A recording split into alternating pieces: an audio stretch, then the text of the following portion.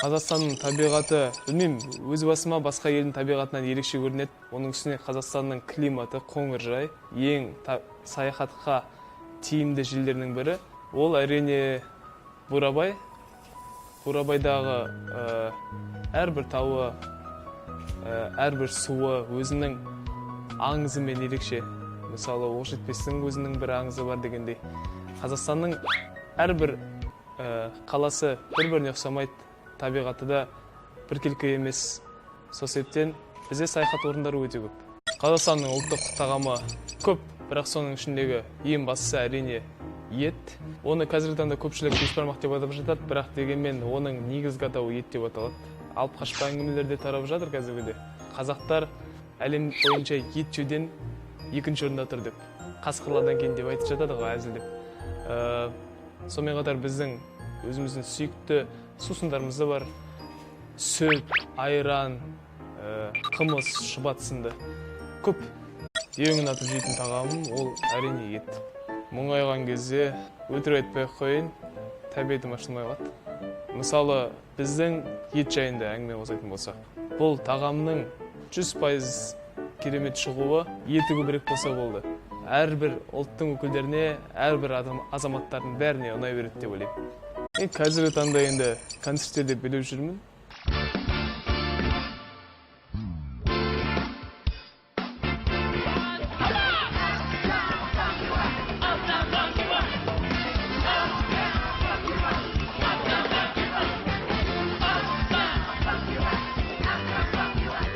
Бірақ сөздің ашығына келгенде басқа әншілер секілді биді тез меңгеріп кете алмаймын. Ол маған үлкен жұмыспен келетін дүние, сол себептен өзімді жақсы білетіндердің қатарына жатқызу өте қиын. Әрине атқа міне аламын. Менен де керемет аттың құлағында ойнайтын балалар жетерлік. Қазақтың әрбір қарадомалық баласының қанында батырдың қаны жүріп жатыр. Оған дәлел, мысалы кезіндегі тарихқа үңіліп қарайтын болсақ, Қабанбай батырдың өзі 103 рет жекпе-жекке шыққан. Жасы 70-ке келіп, ауруға шалдығып, аттың үстінде көз жұмған болса да, 70 жасқа дейін сыр білдірмей, небір мықты жауларды жеңген болатын. Сол себептен осындай ұлы текті ата-бабаларымыздың ұрпағы болғанымызға шүкіршілік етеміз. Қазақстан әлемдегі ең мықты ел, әлемдегі ең тамаша, керемет, кемеңгер халыққа тұнып тұрған ел, батырлардың ұрпағы өмір сүріп жатқан ел. Әлемде тепе-теңдік болу керек, әлемде бейбітшілік болу керек, соғыссыз өмір болу керек. Мына қай ұлттың өкілі болмасын, балалары жыламау керек. Әкелеріміз, аналарымыз зардап шегіп жатыр, қиналып жатыр дегенде ешбір ұлттың бүлдіршіндері ішіктаса да түсінде көрмеу керек ондайды. Сол себептен барлық халық өз алдында тең, барлық әлем жұртшылығы өз алдында тең. Соны ешқашанда ұмытпау керек. Әлемде бейбітшілік болу керек. Бір-бірімізге қиянат жасамау керекпіз. Бір-бірімізді қанамау керекпіз. Мейірімді болайық. Соны айтқым келген осы әнмен.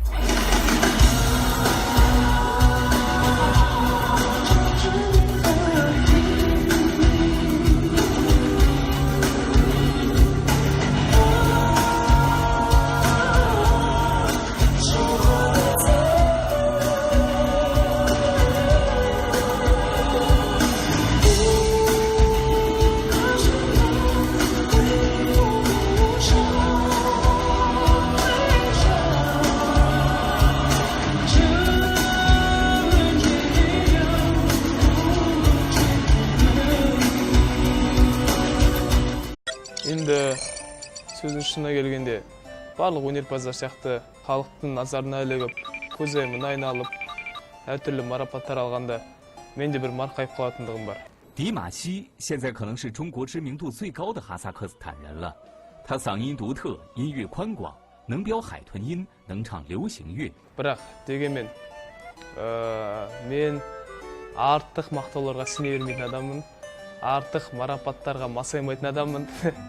Сол себептен шын жүрегімнен менің болашақтағы өнеріме алдын ала аванс есебінде берген марапаттар деп қабылдаймын өз басым.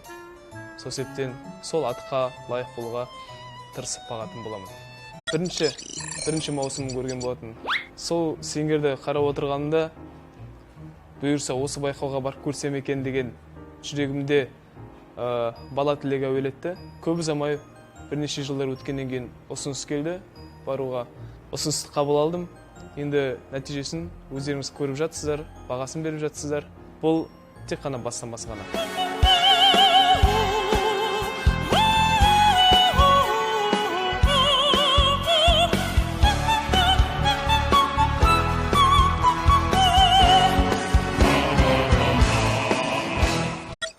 Мен бір жағынан шүкіршілік етем.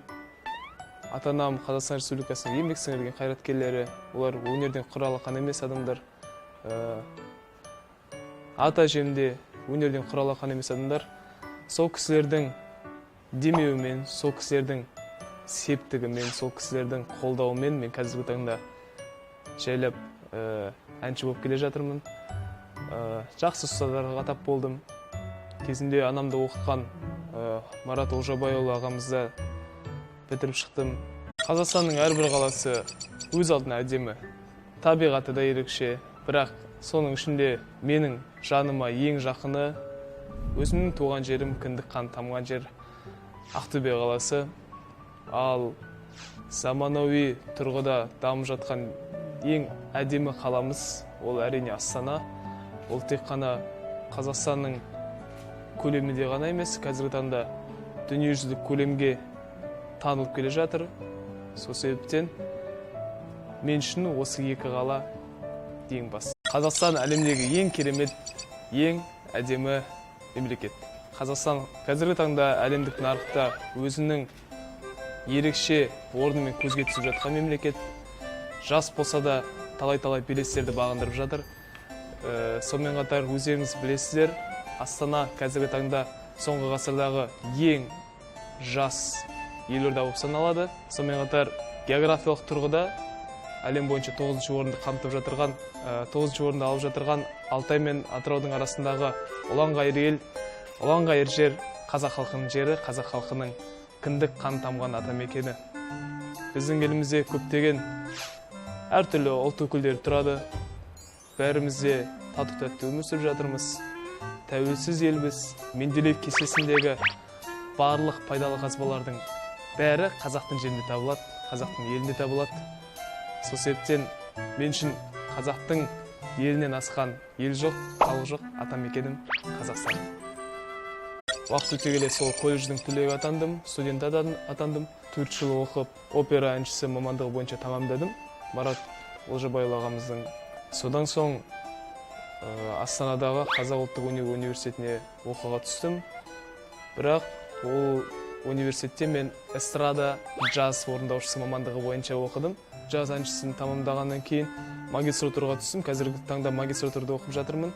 Бірақ магистратурадағы мамандығым композиция классы, яғни сазгерлік. Енді vocal range деп айтып жатады ғой.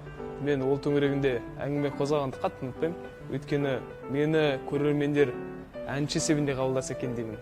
Циркта өнер көрсетіп жатырған өнерпаз есебінде емес.